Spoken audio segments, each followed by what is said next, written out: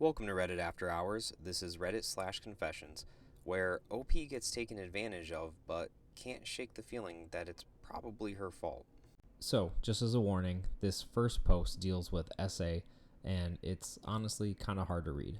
Thankfully, OP got a lot of support in the comments, but still, it's a little bit hard to read, so just a forewarning. Our first post comes from Confession 4077, titled, I Let Myself Get Essayed. I, a 16-year-old girl, go to tuition class on several days of the week.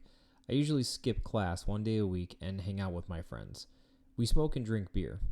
My friend from school introduced me to his other friends, and now we all hang out. All of them are boys about my age or a year younger, and my family doesn't know that I do this stuff. We usually smoke and go for a walk, but today we had a strong beer. It was just my school friend and another boy, both a year younger, whom I've met a couple of times and I'm honestly pretty comfortable with. I'm very outgoing and I don't mind physical contact at all. Like, I sit together with them on their lap sometimes, I let them put their hands on my shoulder, or even let them sleep on my chest. It really wasn't a big deal. Today I was with them and I got pretty wasted. Two boys were on either side of me and we were in a very small enclosed space. They were sleeping all over me and I still didn't mind it. I was laying on the lap of my friend and the other guy was resting his head on my chest. At that point, I was blabbering and talking nonsense. I fell asleep for a while and I felt the boy on my chest move his head closer to my breast.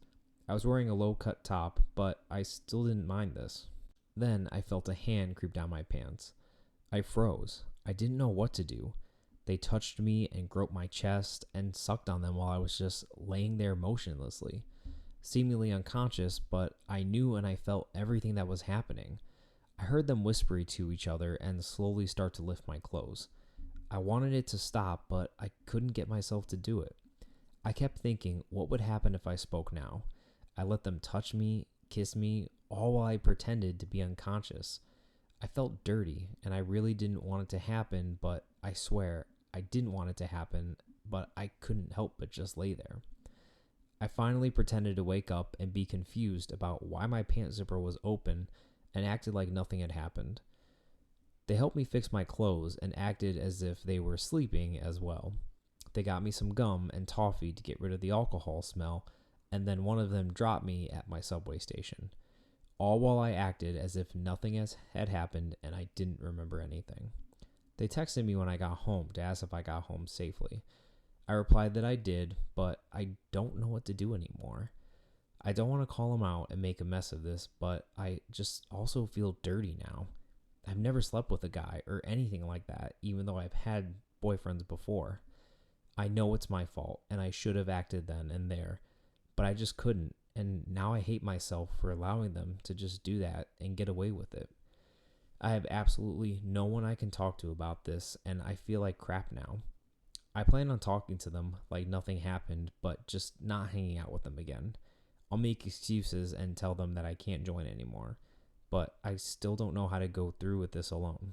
OP, if you do ever see this, you didn't let them do anything and you should not feel bad about yourself.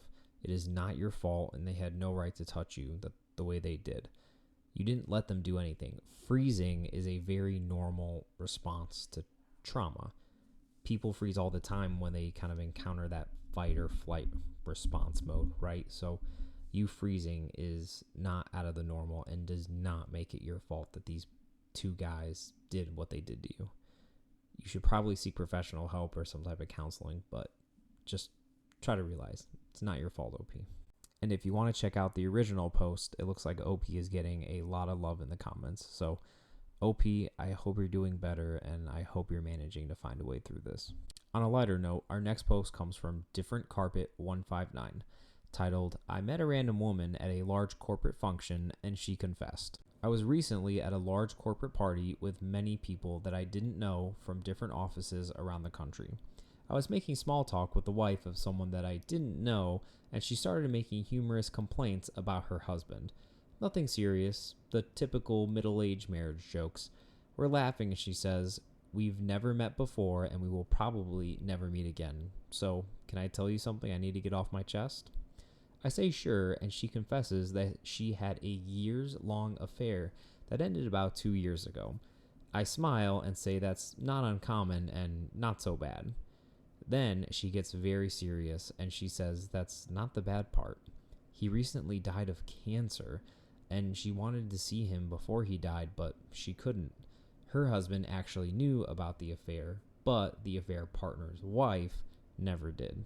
She was on the verge of tears, saying that she couldn't even go to the funeral, but she did go to his grave afterwards.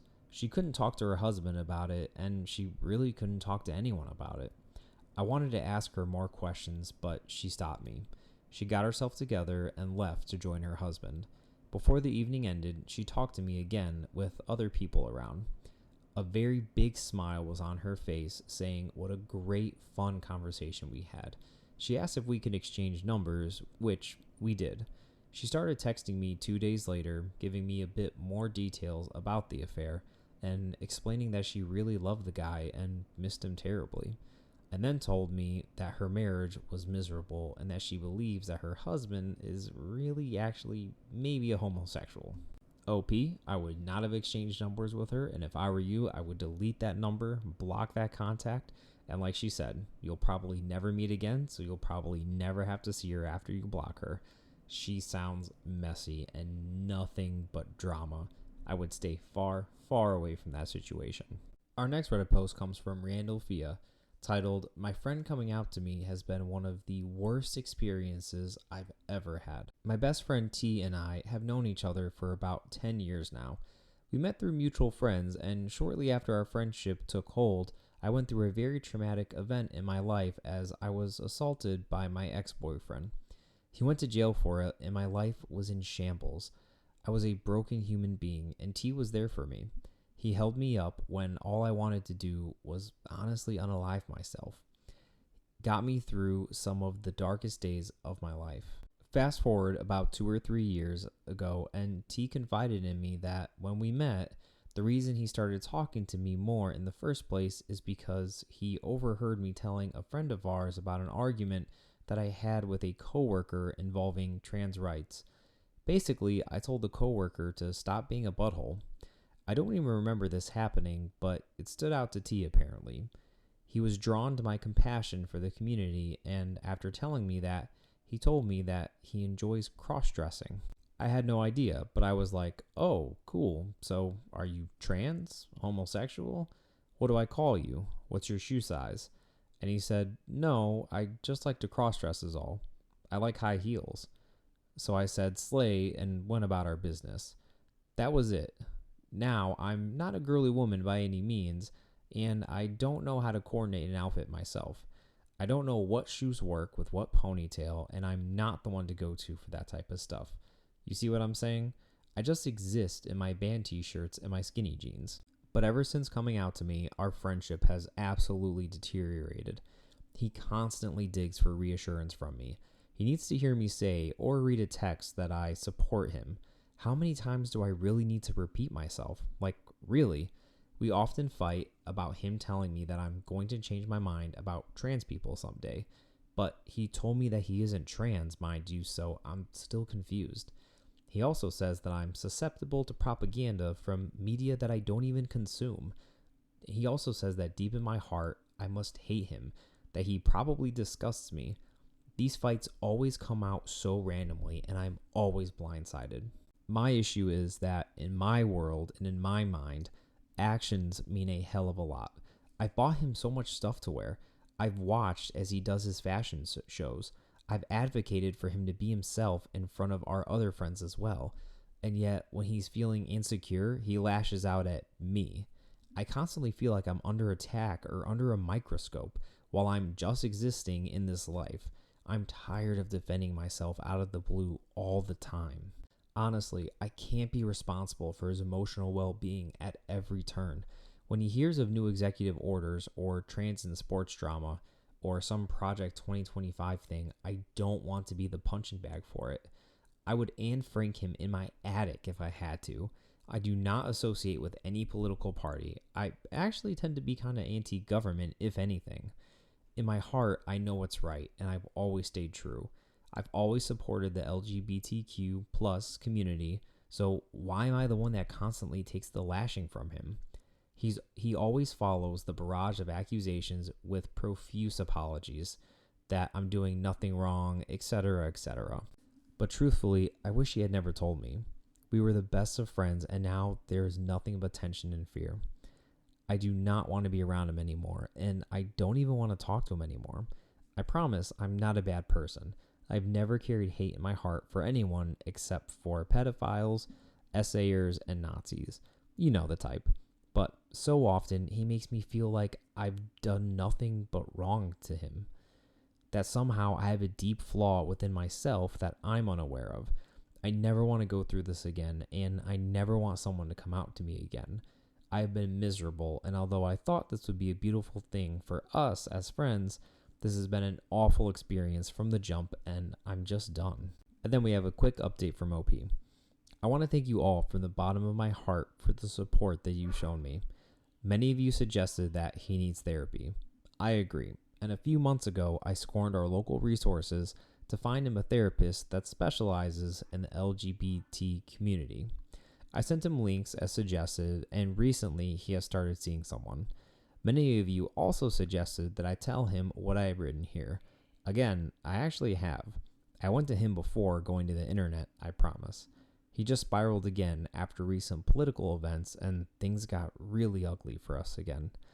This will be a long road where we either continue on as friends or we go our separate ways, but only time will tell. Our next Reddit post comes from Beautiful Mammoth 8962, titled, "It was me and I never told anyone about it until now." This is a short, funny story. So a few years ago, I used to work at a vet clinic. During a routine exam while I was performing a TPR, a temperature pulse respiration exam, I felt a gassy fart brewing, and I knew it would be one of those silent but deadly ones. I took a quick peek around the back office to make sure that I was alone before letting it out. This particular patient was ready for discharge, and I was about to bring the dog to his owner when the DVM walked past.